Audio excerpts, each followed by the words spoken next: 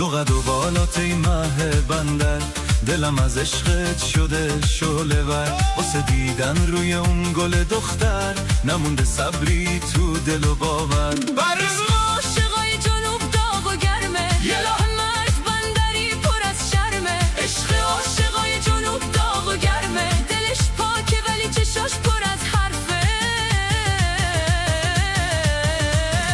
حالا که عشق پاکه میمونه تا همیشه، سر قولش میمونه حتی تو سختی پیشه. با دنیا مهربونه، با دل و هم زبونه.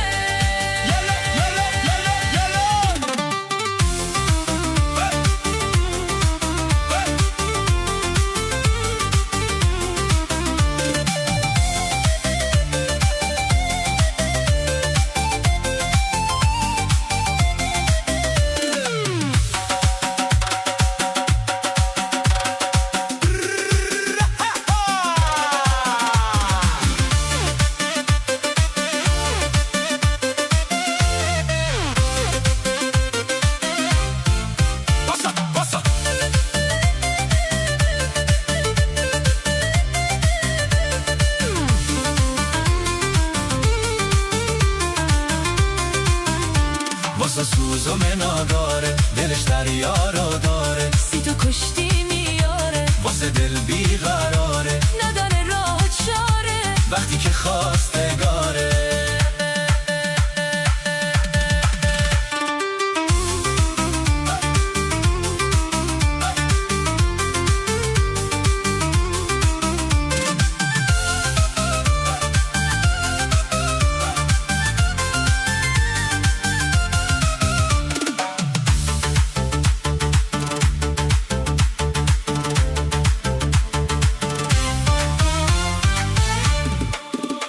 دو قد و بالات ای مه بندر، دلم از عشقت شده بی پرواتر. واسه خندت میدم جون و دل بر، تو شدی قصه هر شب و باور. یا این دل بندری عاشق میمونه، تا وقتی اسم تو رو